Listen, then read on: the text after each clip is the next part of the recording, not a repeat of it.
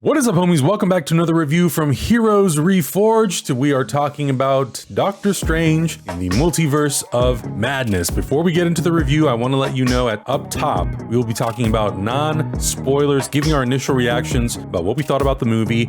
Then, at a certain point, we will transition to spoilers, and we will let you know when we transition to them. I will tell you right now, if you are watching this review and you have not seen the movie yet, hit pause, favorite the video, come back after you see the movie. Don't let yourself be spoiled, because it is, I think, worth waiting until after you watch the movie. Also, if you want to see our uncut reactions on Patreon, check those out, patreon.com/heroesreforged. We're just about to finish Moon Knight. We're going to be doing plenty more stuff throughout the rest of the year, and we are very, very close to hitting 100,000 subscribers. If you've been watching videos on here before and you haven't subscribed yet, consider subscribing. Hit that red button, make it gray. If you've seen 5 of our videos and you like them, hit sub, please. It helps us with the algorithm. Hit the like button too. That helps us with the algorithm a lot. So get us up to 100K. Let's do it. Yeah. Let's talk about this movie. This was my experience watching this movie. The non-spoiler part of this is, I think we all enjoyed it. And my experience was that I was sandwiched in between these handsome gentlemen, and you both enjoyed the movie a lot. I think Augustine was having a rollicking good time, laughing. I was being shocked, I was like saying holy shit a lot, like audibly being like whoa, like having a great time, and I could feel Adam sitting there and just being like, this is tasty. This is tasty. I like it. This is tasty. And I'd look over at him when like something was maybe going to happen that was maybe a little spoopy, and I could tell Adam was like, I am content. I am content. I was pretty engaged for a lot of that stuff, yeah. Initial thoughts are, I think that this movie is designed for theaters. It's designed for that kind of Marvel audience sort of opening weekend. I think that's going to be your best method of experiencing it. And I'll also say this. We only saw the movie once, and we saw it in 2D, not in 3D. I really badly can't wait to watch it in 3D. It's going to be fun. This is going to be like must watch in 3D. So that's something too. And knowing full well that we are still very much in a pandemic, and all the airlines just got rid of that goddamn rule. So now they're so stoked about, we don't have to wear masks on airplanes in these tubes where people are just coughing constantly. It's not going to get necessarily automatically better in terms of the global pandemic. So if you're someone who's like, well, I guess I'm waiting till Disney Plus, that's totally fair. That's totally valid. I know a lot of people that were like messaging us and being like, I'm waiting until Sunday to go see it early. So it's like less of a packed situation. You know, depending on what kind of city you live in the US or around the world, what the availability is, all of those factors are different for everybody. And if you can go see the movie safely, I think that it is designed for this kind of viewing experience. The question is it going to stand the test of time and be this really deep and engaging and thoughtful and reward you on repeat viewings and be one of the best MCU films? I don't think so, but I don't think the movie was designed to do that. So some folks are going to be cool with that, and I think other people are going to be frustrated that it's not the best MCU movie. Because if it's not the best, it must be the worst. That's not true. So those are my initial non-spoiler feelings about the movie. I had a really fun time, especially watching with you guys, and I cannot wait to watch it again. I can't wait to watch it with my girlfriend. I want to see what she thinks about it. Those were my thoughts. Adam, go. I will say that, you know, going into this movie, I had a good idea of what to expect from a movie directed by somebody like Sam Raimi. B-movie, very grungy, very handheld camera, very much with the zoom lenses, but also there is somewhat of an elegance to his filmmaking as well. You know, you look at the Spider-Man movies, there's a lot of crane work, a lot of Steadicam work, and I do feel like that I kind of got the best of both worlds in that. It's also very clear from what I've read on Twitter so far is that a lot of people who are watching this movie are saying how terrifying it is. We're definitely watching this movie with an audience who is very horror light, which is fine. I know, and I think Augustine as well is like, we very much like horror, like truly terrifying, gory horror. Like it's something that we really enjoy. Of the MCU, this is probably the most horrific we've ever gotten. And there's no probably. This is the most horrific we've ever there gotten. are moments where there are really like visually gory things that happen. Again, it's not crossing the line of PG-13. I still think it's like mostly pretty accessible. Some things I think do cross the line where a younger audience might be a little too extreme, but for the most part, the average MCU fan, like, I think they'll be really into it. So I really enjoyed all that stuff. And I feel like the movie hits the gas pedal and never takes its foot off the gas. Mm-hmm. And that was kind of surprising to me because it is 2 hours and 6 minutes long. And I know that was like people made such a big deal about it. And I was like, well, maybe it's just a very efficiently made film. Mm-hmm. And I did feel that for the most part, like I feel like when it hits the gas, it's going. When it needs to slow down a little bit to give you a little bit of context, it does. And then it hits the gas again and it just kind of goes all the way to the end. And I enjoyed it for that. I didn't need a 3-hour movie. So for the most part, yeah, there was a lot that I really enjoyed. I'm excited to eventually talk about some spoilers to see and get your guys' takes on some things. But overall, I thought it was very enjoyable, very fun. Some of it was very funny. Some of it was very thrilling. And there's some really fun moments in it. I am not a Sam Raimi stan. So Spider-Man 1 and Spider-Man 2. Get the hell out of here. I'm not a Sam stan. Spider-Man 1 and Spider-Man 2 are very mid to low tier for me. I don't have that like rose-tinted glasses type rewatching experience with Spider-Man 1 and Spider-Man 2. I will say this movie really made me enjoy his filmmaking style. This movie felt so much like him, like Sam Raimi, because I feel like they really let him explore the horror element, the kind of campiness that he's really good at. He had a really good blend of like campy, but also making it hit. So there was these moments in which they would have these moments with the camera, and I'm just like, that's campy, but I fucking love it. Like, it's so good for this moment. I think he took whatever he learned and did in Spider-Man 1 and 2 and elevated it because they let him play in this bigger sandbox that's much more developed, that he had a lot more time to really explore and not have a lot of limitations of VFX or anything like that. They just said, go for it. This is going to be what you want to do. I also feel like they did really well with the VFX. I think the VFX are a combination of practical sets, because there were some sets that looked kind of Willy Wonka-ish. When they were in that weird utopian future, I was like, this is giving Willy Wonka vibes to anybody. And so the combination of practical effects, the volume, the CG, some of the makeup work, I think was just like the costumes. I think everything just like visually hit. The visual language of this movie is just perfect. It's just flawless for the type of movie that it is. A little bit of the writing was a little bit campy too, but I thought there was some lines that just hit perfectly. Overall, this movie, like Adam said, it's a thrill from start to you start quick and you end quick, and it just keeps going. And there was never a lull in this movie where I felt like, okay, it's dragging a little bit. Like, come on, let's keep it moving. It was just like, this is happening. Holy shit, this is gonna happen. Oh my god, it just does not stop at all. And I was very happy with this movie. I'm not gonna rank it in my MCU movie catalog at this point either. All I know is that I came out of that movie very satisfied, very happy, very much looking forward to whatever's next. I actually tried looking up to see if there was information whether or not it was shot in the volume. I didn't see anything, and I also can't recall if I noticed in the credits if it said ILM Stagecraft anywhere. So maybe when we watch it again, we'll find out more. It was. But yeah, I agree. I think the visual effects it has moments where it's like it leans into the cheesiness of the visual effects, but I think in other parts where it's kind of big and epic feeling, I think the visual effects really, really deliver. So the only reason where I can I'll put money on it where it was shot in the volume is there are some shots of Wanda, hair blowing in the wind. Usually loose hairs are a very good way to tell whether it's shot on a green screen or shot in the volume. Because the composite. Her hair, flyaway hairs were perfect. There was every single detail was caught into her hair. And I was like, that's the volume 100%. You can't tell me otherwise because this lighting is too natural. There was some moments in which the transporter sparkles were going, and you could see not just the glow of the light, but also like in the reflection of the light in people's hair, you could see the shadows of the light moving in their hair. And I was like, that's the volume. That's the perk of the volume, where you could have real life light interactions, and that's what makes things look really good. Yeah. So I was just looking out for those kind of details, and I saw them. So I think it's now time to dive into some spoilies. If you have not watched this movie and you want to watch it and you don't want to know anything about what happens, now is the time to pause this video. Save it for later. Go watch the movie.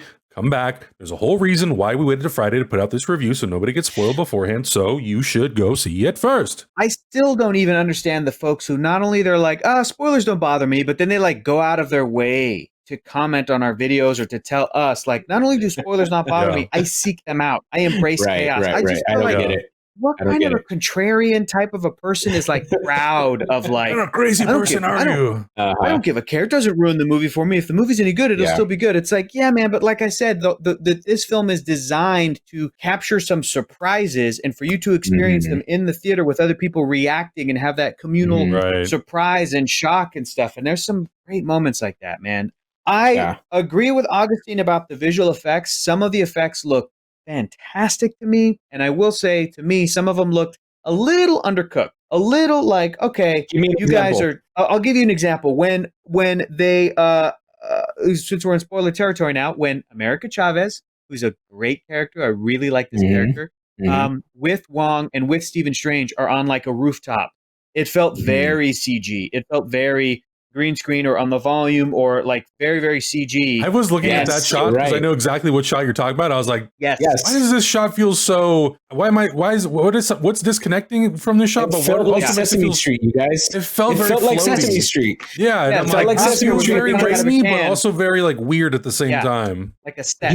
Here's my theory, and I was thinking about this the entire time. I have a feeling that the volume has allowed the budget to change a little bit. Sometimes it's cheaper to build a set than to do everything in CG. I'm guessing that they were like, let's build this little tiny rooftop set, shoot it on the volume. The only issue is that rooftop set is very limiting, and so it felt like a scene from Sesame Street. That scene felt a little cheesy, a little campy, but I was like, I think this is what Raimi was going for. And I will say too, like, I think that they're really like the entire visual effects team for Marvel movies, I think have done a pretty good job of prioritizing stuff. You know, when we look back at like Avengers Infinity War versus like Black Panther, we've had this discussion where it's like, you could tell that they diverted some funds from the third act of Black Panther to the very important, we have to really nail Thanos as a character to get, you know, those kinds of priorities. So now we're talking about an opening scene in Act 1 of a rooftop scene to get some exposition out of the way. And then we're going to move on to CG creatures, zombie effects. I think stuff that looked awesome that you could tell like they spent time and money on, but there is still stuff that, like I said, felt a little undercooked. And I'm going, is it because of budgets? Is it because of, we're also now in the whole new world of filming in a pandemic? Like logistically, can they only film certain scenes where they're like, we can't have extras in these scenes, so we're going to pivot this to an isolated rooftop? These kinds of things that I don't think that people take into account. And it's even tough to be thinking about as you're watching a movie and you're trying to get into the story and you're like, how did the pandemic affect this, like the shooting schedule? So all I'll say as a fan, like, and I know some of the movies have even recently swapped some release dates and they're always constantly shifting things around. I will say as a fan, I will always be on the side of visual effects houses. If there's a movie that it's like, they're going to be in super, super crunch, or the movie can come out 3 months later, I say as a fan, put it out 3 months later. Of course, I'm dying to see all these movies, but I will always be on the side of give the visual effects houses time and the budget to do their work and do a stellar job and not just cut corners or do CBBs could be betters in the case of, well, you know, we got like a zombie Strange that looks sick. Here's a little rooftop scene. Let's just go. So that's all. I think that, but there's a lot of in this movie that has that feel, but I think it does tend to fall into it adds to the feeling of campiness, fun, rough around the edges, rawness. Now that Raimi, frankly, that you mentioned that, Hector, that kind of goes in line with, once again, spoiler territory, zombie Doctor Doom. Right? He was clearly wearing makeup. Strange? I'm sorry, Doctor Strange. Doctor Strange. Guys, I have Doctor Doom on the mind, folks. I have Doctor Doom on the mind all the time, so you guys can't even know. So it was zombie Doctor Strange. You could clearly tell he was wearing makeup. Right. With a little bit of CG alteration with the missing pieces out of his mouth. Yeah. But I think that's part of the coolness of it. Like, there's other makeup that we've seen in other movies that's just a complete CG face replacement, and that's fine. But I think there's something charming of somebody this day and age in the Marvel machine who has unlimited funds and just everything at their disposal to go back and use, you know, foam or latex prosthetics on somebody's face. I think that's dope. I think that's really cool. And that's what I feel like we were talking about before this earlier, where This movie felt like a bunch of dudes in the basement going, oh, what if we did this? Wouldn't it be gnarly if we did that? Take the camera and put it under, then flip it that way and then zoom here. Like, it's so cool. It's just so cool to me. I love that kind of stuff. Yeah, and like, you know, what Hector was saying, you know, I am interested to see what the younger audiences think about that, because yes, they've seen, they've most likely seen Sam Raimi Spider-Man movies. Some of that camera work and some of that stuff is present in some of those movies, but not as much as Doctor Strange, because Doctor Strange is more of a horror type of film that Sam Raimi is used to making than Spider-Man, which is kind of the exact tonal opposite, that has like some horrific type of, like Green Goblin, you know, like there's some ones there. But I am interested to see if they're like, oh, I'm not really into this filmmaking style. Well, Adam, talk to us about the horror elements. Like, what was your favorite part? Like, did it do it for you in the horror department? Yeah, I mean, you know, like when I talked about your jingles. Yeah, exactly. When I was talking about the non-spoiler part, you know, I'm one of those people that it's spooky or poopy. I'm kind of like you in the sense that, you know, I really like the horror stuff. And there was a couple people who I did see who are more horror enthusiasts who were like, oh, they finally brought horror into the MCU. And like, yeah, I'm super happy about it. I'm glad that this had a lot of visual elements of horror, really tries to make you feel uncomfortable at certain times. At the end of the day, yes, it is still a part of a PG-13 world and you can only push that so far, but I'm still happy that they at least attempted it and that they did it, because it made the movie a little bit more enjoyable for me. Some things that I think are scary for other people was more thrilling for me, but that kept me engaged in the film. There's moments where Wanda is like tracking Doctor Strange and America Chavez coming down the hallway and her eyes are glowing red and she's breaking through walls. Covered in blood. Like blood, like care. Well, it's not even blood, it's oil, but they made it look like Ultron blood. bots, It's so cool, man. From the Sentry bots, and it's really cool. And then there's a moment where she disappears, and then you think like, okay, she's gonna blast the door. The tension is we're holding. And then she turns a corner with her beady, glowing red eyes, and I'm like, this is great. Yeah. You know, so a lot of that stuff I really, really ate up. And even the parts where Sam Raimi is introducing like a monster character, it feels very monster movie-esque, very like kind of 50s-ish, 60s-ish monster movie-esque, with obviously the gloss of 2021, 2022 CG. But it worked really well for me. And I know there's one scene that came out that is Doctor Strange rescuing America Chavez. And for whatever reason, Twitter really like got hung up on one extra in the background who's like shown repeatedly multiple times. And I'm like, what a bummer. If that's the level of nitpick that we're getting into with these movies, and that's the thing that turns you off from enjoying the film, then I'm like, why are you even watching these movies?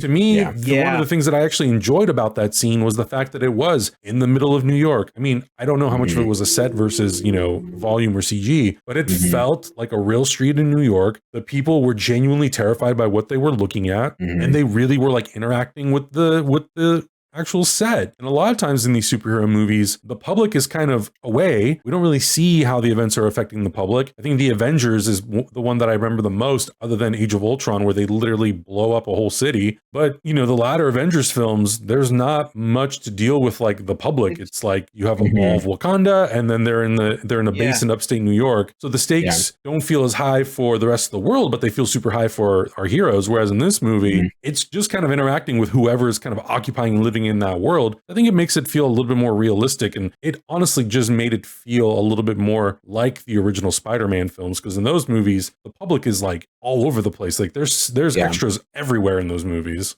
I mean, look at the bus, the train scene, right? Everybody on the train is behind Spider-Man at that point. But, sorry, go ahead. It's to that point of that stupid nitpicky thing. That person already got dunked enough on Twitter about like, you know, how that person decides to watch movies, but it is a problem with modern nerdy geeky fandoms. It's not just Marvel, but it's also Star Wars and Star Trek.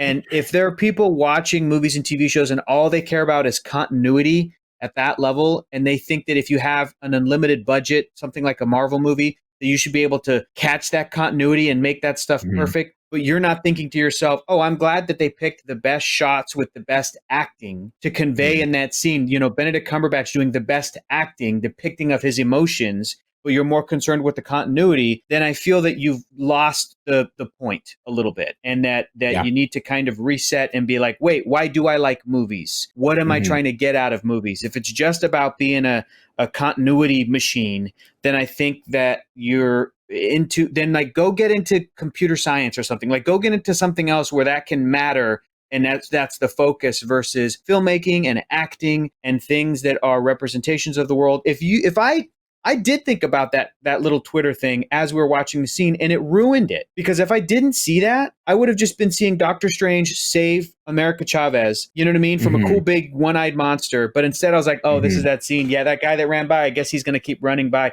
And I'm trying to focus on Doctor Strange, and I'm trying to focus on other stuff. And I was trying to like, I had to like actively not look at the background. And I remember thinking like, God damn it, this kind of ruins this moment because I'm trying to get swept up in the thing. So anyway, now that we are in spoiler talk, I wanted to bring up kind of the for me like a major question of this movie, and I want to get your guys' take on this. Is the movie sort of upstaged by the Illuminati and by Wanda and by the big Marvelness of it, or is it able to pull off being a focused story about Stephen Strange, the character, and like what he kind of goes through? It's in my opinion, it's okay if it goes one way or the other. I want to get your guys' take on it. Are people going to walk away like they did with Spider-Man No Way Home, and they still felt it for Peter despite all of that craziness? Does this movie pull that off too, or does it get a little carried away with the loose focus a little bit from Stephen? Augustine. I think it's very much focused. If they hadn't have treated the cameos like they did, I think overall it's a great focus on Doctor Strange, because at the end of the day, you really get the feeling that he is very longing for his relationship with Rachel McAdams' character. You could tell that he regrets his actions. He wishes it was a different way. Just all those emotions of like a lost love that couldn't have happened any other way, basically. That they weren't meant to be at the end of the day, but that it could have been something awesome. I feel like it's even though it's like big and we have some crazy cameos, specifically Xavier's cameo, the fact that they knocked him out right away, I thought was awesome. I thought it's Marvel's way of just shitting on every single tweet that came out about John Krasinski being Dr. Reed Richards. I think it's great because they're like, guys, we are going to do it, but not because you tell us to. Just sit your ass down. Watch John Krasinski get turned into spaghetti. Like his arms are heavy. Yeah, John Krasinski turns into spaghetti. Yeah, watch Professor Xavier get his neck snapped because somebody is mentally stronger than him. I think it's so cool, and I think they allowed it to be a Doctor Strange centric movie at the end of the day, because just in my mind's eye, as you could say, when looking back at that movie, it does like all my images and good memories of it all are centering around Doctor Strange. And that's the feeling I get overall. So I feel like, yes, it is a Doctor Strange movie, not a Doctor Doom movie, a Doctor Strange movie. So I think that like those cameos, I think if you're making this movie, you're putting that in there. You have to be aware of that is going to be inevitably the most talked about thing on the internet this weekend. Nobody's going to talk about the character arcs for Doctor Strange. Wanda, probably they will, because WandaVision is still pretty fresh in people's minds. Like the sequel to Doctor Strange took 6 years to come out. Yes, he was in the Avengers films, but you're dealing with so much other stuff. Like this is the first movie that is a personal Doctor Strange story in 6 years. So I think that 2016 movie, unless people have been actively rewatching it, maybe it's a little bit like they're forgetting a little bit of what that story was. I think there's a lot of questions and a lot of discussions potentially about Wanda and whether or not this movie betrays what it sets up in WandaVision, and where, I shouldn't say sets up, but how it concludes that story and where it leaves her versus where it kind of takes her here. I do personally think that Elizabeth Olsen was extremely good in this movie as Wanda Maximoff. Like this is the most she's gotten to do in a film yet. There's a part of me that's a little bummed that it is a villainous role, because cinematically, at least on film, we haven't really seen her be a hero. And WandaVision, it's kind of that gray area where she's figuring it out and she's dealing with a lot of trauma.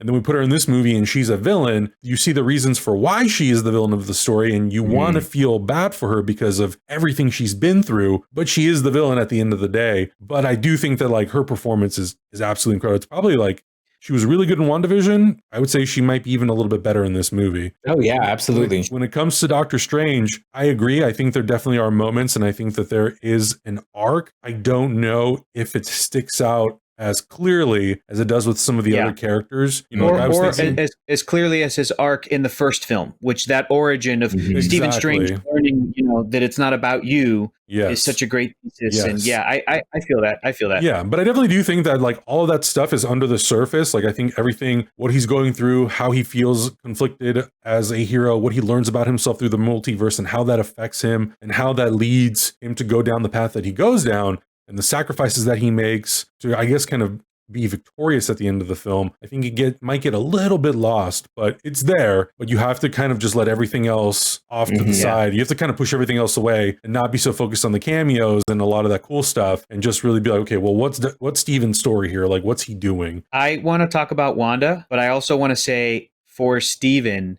that it made me so happy to have Charlize Theron show up at the end, who for years was my pick for Susan Storm for years. And I was telling Adam right at the end of the movie, we're walking out, I was like, I never thought that she was going to get involved in this franchise, because I was like, okay, how many more good roles are there left for an actor like Charlize Theron to really pick up and chew on? And when the moment happened at the end, mid-credits scene, both you guys turned to me and you're like, who is that? And I was so happy, because I'm like, it's that feeling of like, I know exactly who that is. I know about the potentiality of this character. Made me so happy. You literally leaned over and you're like, time to read some comic books, motherfucker.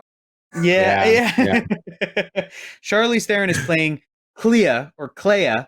I don't know how, she didn't say her name. We didn't hear it. I don't know how it's going to be pronounced. She is effectively the daughter of Dormammu, and she comes from the dark dimension. And she is Stephen Strange's longest running, kind of most important love interest in the comic books. And she is somebody who comes from the dark dimension, but decides to break off from that world, or her family, or her father, and try and follow the path of the light. And she ends up being a really powerful sorceress, and she ends up staying on Earth for a long time with Stephen Strange. But then there's times where, like in great comics involving the Illuminati, where other characters are like, hey, how's it going with Clea? And he's like, we broke up. She went back to the dark dimension. And like Tony Stark or somebody is giving Stephen Strange shit like, so your wife would rather have gone back to the dark dimension than work it out with you. And Stephen's like, I don't want to talk about it. Like this great relationship. And I think about Stephen in this film, I think that in the past, that formula of like, here's the third Thor movie, and then Hulk isn't a big part of it, and it's almost like a buddy movie. And here is the third Spider-Man movie, and Doctor Strange is in a big part of it. Or in the second Spider-Man movie, Nick Fury's the big one. Or in the first one, here's Iron Man, he's the big one. I think that approach works mostly. And I have been so stoked as a Marvel fan to see these characters kind of knock this stuff out. I will say that for the third Doctor Strange movie, and I'm really, really hoping it gets announced sooner than later, rather than 6 years, but like soon, and bring back Charlize Theron and really do it. I want that to be basically the last Doctor Strange movie, to be the best Doctor Strange movie, and to be the most Doctor Strangey of all the Doctor Strange movies. To get so into the world that he's in, and how he defends, he and Wong and everybody defends Earth from those forces. And I think that going forward, just like how we have Sam Wilson as Captain America, and we're going to get She-Hulk, and we're going to get, possibly Monica Rambeau is going to be also Captain Marvel in the Marvels. I think that there could be another Sorcerer Supreme. We already have Wong. I want to see Wong and all those characters. I want, like Benedict Wong has said, he wants a Disney Plus show. I'm saying there's so much more you could do with those characters if you kind of build them out a little bit, but give Stephen Strange a great third movie send-off, focus on him and Charlize Theron as Clea, and have it be the sort of final confrontation between him and Dormammu, and then bring in Nightmare as to just knock out all the great, bring in Mephisto as some sort of cameo, to just really focus on the world of Doctor Strange without adding an additional Marvel character. Wanda worked for this movie for a bunch of reasons, because of the Darkhold, Mount Wundagore, the Scarlet Witch. That's all in Doctor Strange's world. Mount Wundagore, the fact that they had funny. Is so good. Oh, tell them about that moment, Adam. Just real quick. Tell the audience about that moment. Yeah, because we're sitting in the theater, and I don't even remember exactly what the context was. Wong was talking about the place. Something, and you looked at me. What is it called? Mount what? Mount Wundagore? Mount Wundagore. Wundagore. And he just leans over to him and he goes, Mount Wundagore. And all of a sudden, Mount Wundagore. And he's like, comic books, baby. I know my shit. But I want to get back to talking about Wanda, but just to wrap up with Stephen Strange, I think that his best movie has not even happened yet. And I'm really hoping that like more of the focus can be revolving around him. And I'm more excited about the future of Doctor Strange in these movies than at any point. So going back to Wanda, did this movie do her dirty? Is this the end of Wanda? Did she die? Is that it? Or are we going to see her again? And what's that going to be like? There's no way she died at the end of this. Yeah. And the reason why is because I don't think a pile of rocks would end her, but also I feel like in a lot of the deaths we've seen in the MCU felt very earned and very much final. Not even deaths, just like even Cap's story at the very end felt like they took their time to really end that saga. This was just like curtains closing on Wanda. It didn't feel like the end. It felt like, and scene, and now we're going to go to therapy, and she's going to come out happy. She's going to be on meds, depression meds for a while. She's going to work at Trader Joe's for a little bit.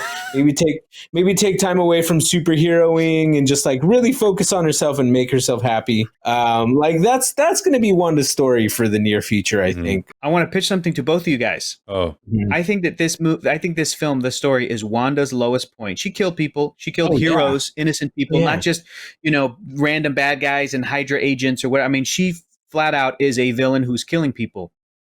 I think it's her lowest point. And I think the next time we see her, get this, what if the pitch is the next time we see her, she's on a new group and they're called the Brotherhood of Mutants. And she's being led by her father, Magneto, and he's manipulating her. And in a way for her to break out of that, because think about her comic book story has always included the fact that she started as a villain, started as a mutant terrorist, started with Magneto, not knowing he was her father, but and then, in comic book fashion, she eventually learns, and then it gets kind of retconned and whatever it is right now. But it's such a juicy relationship. It's so dramatically juicy. If she could come back next to Magneto, and we wouldn't even expect to see her, but we are maybe expecting Magneto, and then she shows up, and then to break her out of that is her coming to terms with who she is as a person, and she's kind of like, you know what? No, I'm not this. I'm an Avenger. I'm going to be a hero, and like really bounces back in a positive and heroic way and decides I'm now going to try to save as many lives as possible in an effort to make up for the fact that I had killed people before. And, and if other hero characters who kill people or whatever can still have their redemption arcs, absolutely Wanda can as well. I don't think that it's out of the question. What y'all think of that? No, I do like that idea of her coming in with Magneto. I just don't know how much I can handle Wanda being sad anymore. Like we went through WandaVision. Like WandaVision was sad, dude. Specifically that last episode where she had to let go of Vision a second time. Yeah. Right? I'm talking about one movie, one X-Men movie, and then Magneto's there, and then she's there, and then by the end of that movie, she's a good guy. Good. She's a good guy. You're right, but I feel like it would take more than one movie to kind of be redemptive at this point, which looking back at Wanda's arc, it's always so emotionally charged. Even she started off by losing her brother, and then like she loses Vision, and then she loses Vision again, and now she's out murdering people, and now she has to cope with the fact that she killed tons of people, like straight murdered people in other universes and in her own universe. Like I don't know if you can the entire Illuminati. Yes, exactly. Yeah. She literally blows his own brain out. Right. Yeah, exactly. Crazy. So like, I don't know if you can redeem that in one movie. Maybe, like I said, maybe another WandaVision in which like she's doing therapy, but like kind of reversing the fact that she knows she's in an alternate reality and working her way back to a real reality. Like love it. Fighting some kind of demons and like coming back into like reaching some kind of serenity in life. Because that's all I want for her at this point. Because it's so sad. It would be great. I thought this movie was going to give her an out because, Stephen Strange talks about how the dark hold affects you. And since she started reading it, that's what really turned her. Like she made the right choice at the end of WandaVision and saving Westview, or like freeing them from her accidental control. But it's the Darkhold that influenced her. The Darkhold has corrupted her. I think that I'd love to see her in one more film come back as a bad guy just to have that Magneto connection. But by the end of that, she leaves. And then the rumors are that the Scarlet Witch is being developed as its own standalone film. And I think in that movie is what we can do exactly what you're describing, or another show, or another WandaVision season 2 or something. Yeah. But I think that if there's folks that are like, they did her dirty. She's not dead yet. We didn't see a body. No, we didn't see a body. Well, not only that, know, my interpretation of the end of WandaVision was, yes, she frees Westview. Yes, she frees those people. Yes, she retreats and ends up in the middle of nowhere all alone. But that end credit scene very much teases that she is still messing with dark magic, messing with the Darkhold. She seems like she's more than willing to do almost anything to get her kids back. So the idea of her being a villain in this movie doesn't feel like an unnatural step. If she's that desperate to get her kids back, and she still isn't over Vision, the death of Vision and all that sort of stuff, maybe the movie could have perhaps done a better job giving us an idea of the time jump. So we could have seen, how long has she been doing this? How long has she been, you know, kind of like living within in the realm of the Darkhold, and how is it affecting her? And, you know, all these little things that maybe we could have done, this little window dressing to just people understand, oh, it's been a year, or it's been blah, blah, blah. So she's probably been corrupted heavily over that course of time. But for me, I felt like I kind of thought we were setting this up and it kind of paying off what it was setting up. But I don't know, does that take away her agency again like it does in other stories? I don't know. I guess it's a good question. I think that the solution for her as a character is going to be that, yes, you can still say, oh, the Darkhold corrupted me. You know, I mean, in this movie, we had a scene where Stephen Strange told Wanda Maximoff, your children were never real, Wanda. And that, I love that as a comic book fan. That is straight from the comics, and it's so fucked up. Yeah, and it's something that I'm like, Steven, bedside manner, you're a doctor. Like, what do you talk? Of course your children were real. Right. Like, you know, Steven, you messed up there. But I think that for this character to continue, Wanda, she should have agency, but she can still say, hey, I was corrupted by X, Y, and Z, but I'm still going to take responsibility for my actions. And I know what I did. And I, you know, kind of like the Winter Soldier, where Bucky is like, I remember everyone I killed. And now he's in therapy. Now he's trying to like make up for it. Same sort of thing. So, you know, Wanda can just take responsibility for what she said and did, and then move forward from there. But yeah, I'm excited to see her again. You know what's going to help her heal? And I think it's something that we kind of overlook, is that Vision is out there. Vision, remember at the end of WandaVision, Vision is out there, and we don't have a resolution to that story. They are going to reunite. Wanda is not dead. Wanda is not going anywhere. Her story will end with her being happy with Vision. And that's the only proper way to end her story. And her kids, I think, are going to come back, because in the comic books, they are members of the Young Avengers. And we have all of these Young Avengers in play, except for like one or two. I think that they could come back as other actors that are playing older versions of them, or even though if they just kind of wait for those kids to age up a little bit more. I think Wanda could find a way to coexist with, like, okay, my kids, or some version of my kids, do exist. They are real. They're here. They have powers, and maybe I can be their mom, or maybe even if I can't be their mom because like they have another mom or whatever, I can just be, you know, happy and be content that they're okay, that they will be loved. So there's a bunch of different things they could do with it. That was the whole theme of this one. Just trust they will be loved. That's what Wanda told Wanda at the end of this one. So there's just a lot of healing that happened with this woman. Let's talk about them cameos, baby. We got to talk about them cameos. Well, so about those cameos. So one of them was one we saw in the trailer, Monica Rambeau as Captain Marvel. One was teased on the poster, which was Captain Carter. Then that wasn't Monica. That was Maria. That was Maria Rambeau. Sorry, mom. Yeah, Maria Rambeau. Which was cool to see Lashana Lynch come back. Then we got, obviously, Xavier was in the trailer itself. I think the two big surprises that when we did the trailer, we're like, oh, Illuminati, we could have these two characters in there. They actually did bring back Anson Mount as Black Bolt.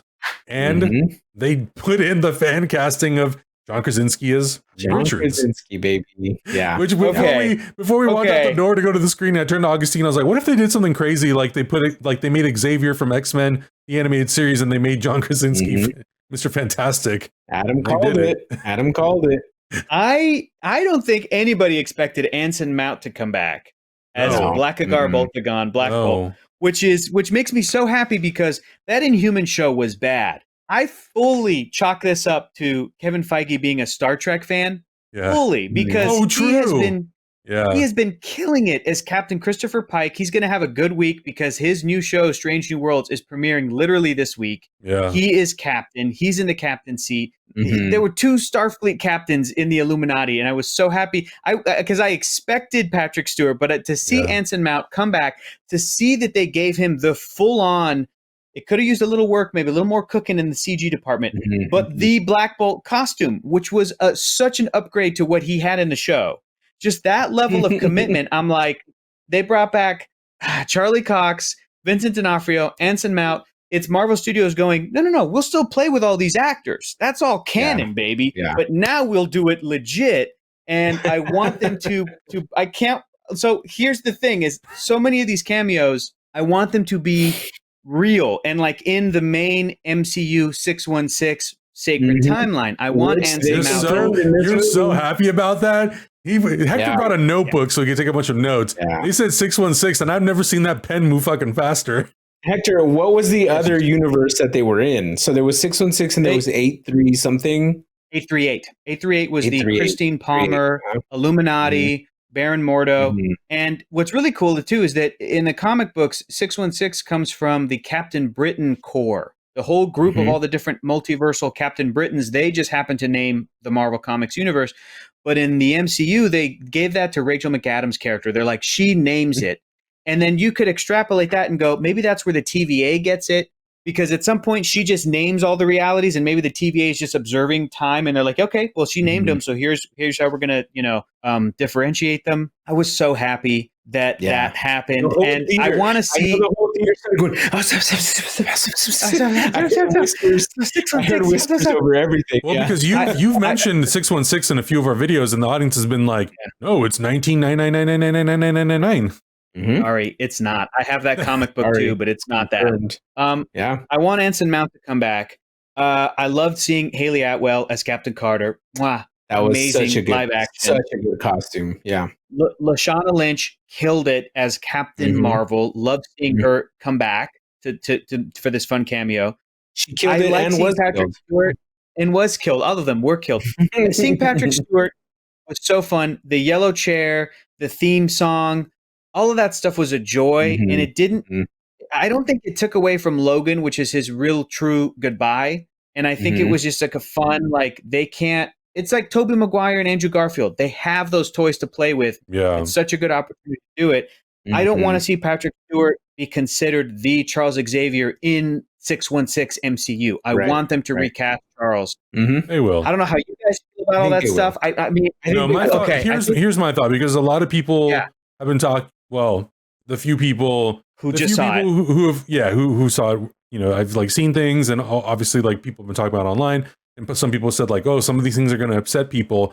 And I think it's because that they look at the John Krasinski casting and they go like, oh, so I guess this means that he's going to be Reed Richards in the MCU. Not necessarily. I think the whole point of that scene is to show us that, yes, of course, there are multiple versions of the same characters. That Professor Xavier, in my opinion, he's not from the X-Men trilogy or the original X-Men trilogy, you know, from Logan. He's not necessarily from the exact X-Men, the animated series cartoon either. He is a variant of that. I don't think Captain Carter that's in the movie is the same Captain Carter from What If. I don't think that Reed Richards is going to be the exact same Reed Richards we see in the MCU, because we have variants that look like each other, but then we also have variants like Loki, like Spider-Man, that they do not look like each other. You know, Stephen Strange had variants that looked like Benedict Cumberbatch, but then you had Toby Andrew and Tom Holland in one movie, and you had Loki variants played by different actors. So species. Exactly, and species, exactly. So I really do think that those cameos are not saying we're killing Xavier from the X-Men films, we're killing Captain Carter from the What If, we're killing. No. You know, I think it's just them saying these are multiple variants of the same character across the universe.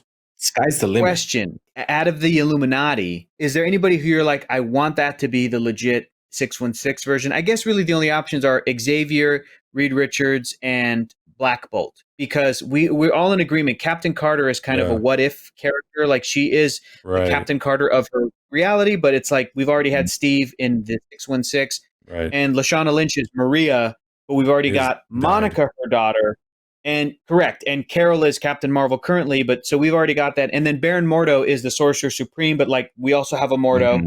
So it's about Reed, it's about Charles, it's about Black Bolt. I want Black Bolt to be Anson Mount. I want somebody else to be Charles. And I think I would be okay if it's Krasinski as Reed. How do you guys feel about it? I'm sorry. He's not on board. No, Krasinski, ahead. buddy. I saw the fan art and I was like, it's not Oscar. I really wanted Oscar Isaac to be Reed Richards. Like, let's just Now he's leave Mark that Spector. there. Now he's Mark Yeah. Spector. It's fine. He's been killing it as Mark Spector, right? So that's good. We got a good character. When I saw John Krasinski, I was like, I don't know if John Krasinski is leading man material in the MCU. Like, he is leading man material in his own movies and The Office and everything he's been in. He's great. I have no complaints about those roles, but I don't know if I could believe him as like the leader of the Fantastic Four. There's just, I don't know what it was. The costume was awesome. His intro was awesome. I don't know if I believed his line delivery. I'm not sure if his facial expressions were right for the scene. I don't know. Picture him like smoking out of an old school pipe. Does it make him seem more intellectual? Does it make him seem like because if he's John holding it? Krasinski, to me, that's like him being ironic and being a hipster. Like, it doesn't feel genuine. It doesn't feel like he would enjoy a fine tobacco out of this corncob pipe that's been, from the 1920s that has been handed down and has been taken care of. Right? Like, I don't see that. I would see it as more like an ironic hipster kind of like, I smoke out of a pipe because I think it's quirky kind of thing. I don't know. Maybe that's just me being a hater, though. I'm just sipping on the hater in you guys. No. You're not. You're sipping on the I guess the word I'm thinking of is like the way that people think of John Krasinski. And for better or for worse, he is Jim Halpert from The Office. And that's such a good role. And that's such a good show. Yeah. And he held that show down. He is wonderful as Jim. And there's probably a lot of him in Jim. So that's why when I think we see John Krasinski, in interviews and red carpets or whatever, like we get a little bit of that of like, this guy seems like a good dude. And he seems, he's got a little bit of Jim in him.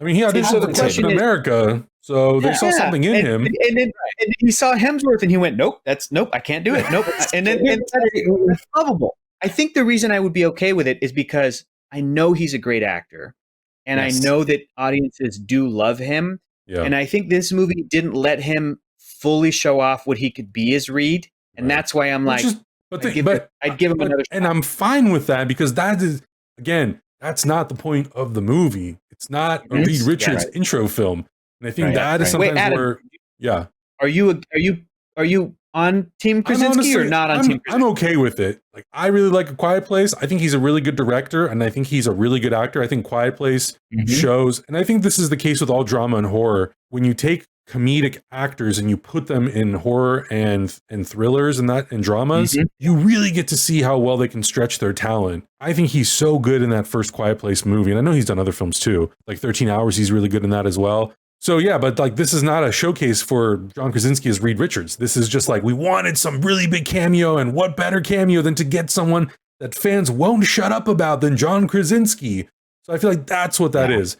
Would I necessarily want him to play Reed Richards in the MCU going forward? Are you really going to fulfill that fan casting of Emily Blunt and John Krasinski as Sue and Reed? It is a little too predictable now at this point, and it just, I don't know. Like, I want to feel like they're really going out there and really trying to find the best possible versions. It's not to say that John Krasinski and Emily Blunt couldn't be that, but it just kind of is one of those things where it's just like, well, the internet said it, and that's actually not a bad idea, so let's just do it. So I don't know. Yeah, but I wouldn't be against it. It would be cool if they were like, John Krasinski won't play Reed Richards, but he's going to direct the movie. And I'd be like, oh shit, well, that's cool. Yeah, that's really interesting. And if it were Krasinski as Reed, but somebody else other than Emily Blunt was Susan Storm, it would honestly be kind of weird at this point. I would be like, why didn't they just get Emily Blunt to do it? They have great chemistry. They've played husband and wife, to just lean into that. And the other thing about Krasinski as Reed is that it sets up this domino effect of these four major characters. If Reed Richards is John Krasinski and he's played by a white guy, and then they bring in Emily Blunt, who is his lovely wife in real person, and she's also white, and she's Susan Storm, that means Johnny Storm, her brother, is probably going to also be white, because they're not going to even repeat the thing from the last Fantastic Four movie where she's white but she's adopted, and the family, the Storms, they're black, so that we can have Michael B. Jordan play the Human Torch. And then that means that it really wouldn't matter what ethnicity the thing was, because it's just going to be a dude who gets turned into the thing. So it's like, you should probably get like a white Jewish guy from New York to play this character, whether it's Seth Rogen, Alan the Alien. People have fan casted Adam Sandler. People have fan casted some great actors that are like, out of left field, but they're like these amazing, lovable, big-hearted, like Jewish New Yorker guys. Like that's part of what the thing is supposed to be.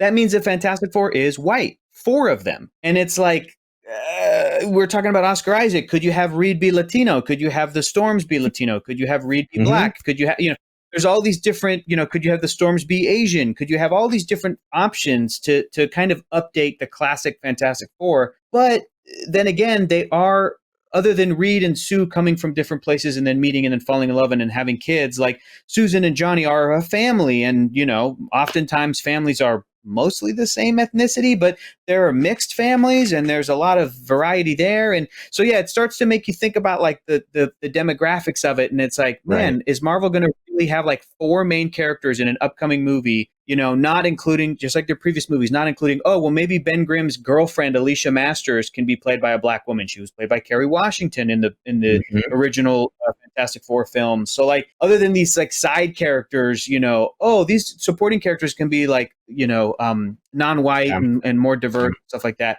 It does make you think about that and go, man, even just with Krasinski, that's a domino that like, what could that entail? What does it mean?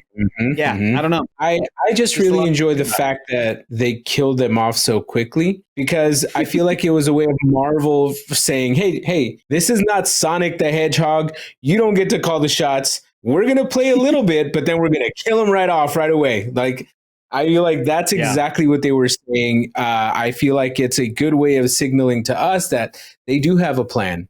And at the same time, they are listening to us as fans. And maybe, who knows who was the initial person that they had to play Reed Richards, right? But then they heard this thing, they're like, okay, wouldn't it be cool if we just brought him in? We're going to kill him off anyway. Let's do it. Fine. No problem. Doesn't mean anything. It doesn't have any further implications.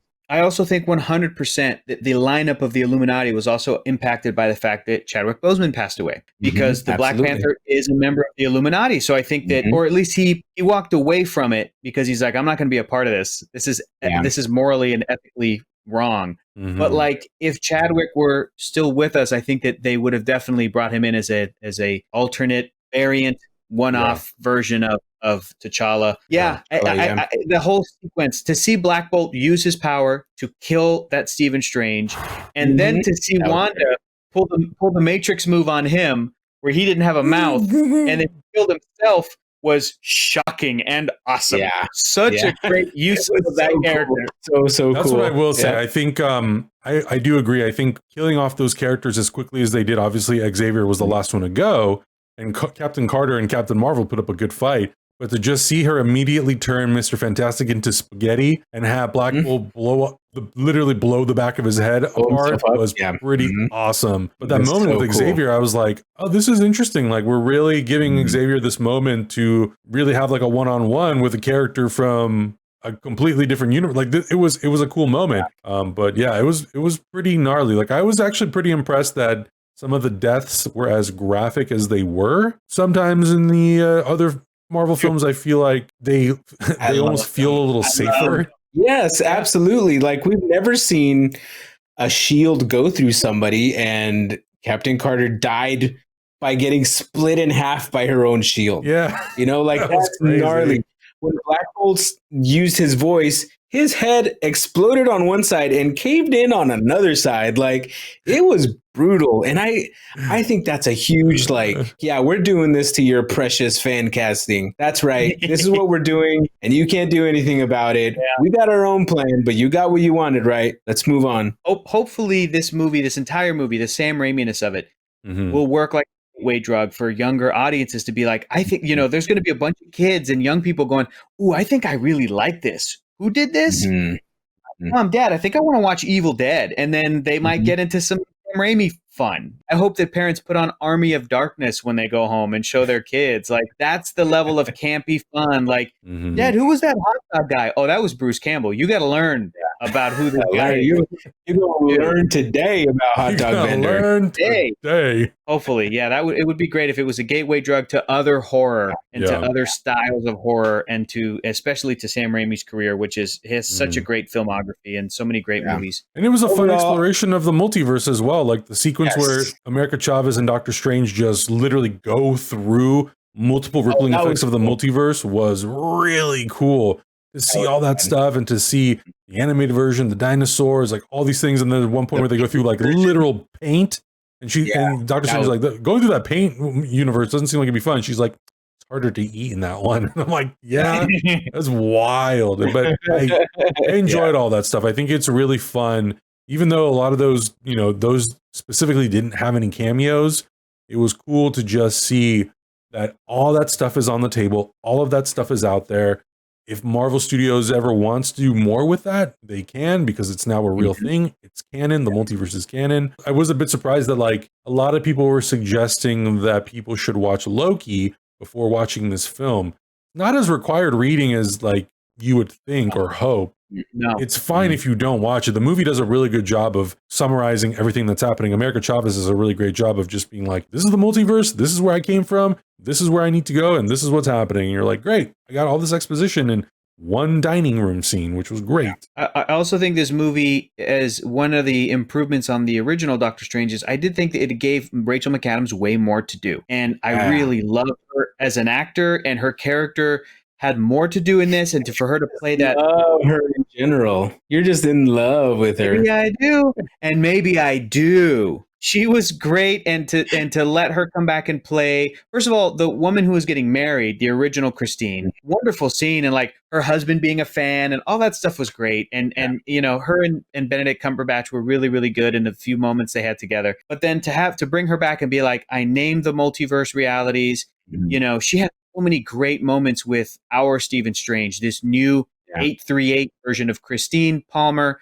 And they did give her more to do, and he couldn't save the day unless he had her help, and all that stuff was dope. My favorite Christine moment was when she picked up that whatever ancient holy artifact with the candle. I said, "Go back to hell." Oh, I love that's the kind of campy stuff that's really dope. Like it's just such a it's a classic, just dope line that I could not believe we were hearing in the MCU. It's so cool. Yeah, it was a good time. One thing I also do want to say, the thing that I liked, and I told this to Augustine when we walked out, was the image was a really nice looking image. The color was really good.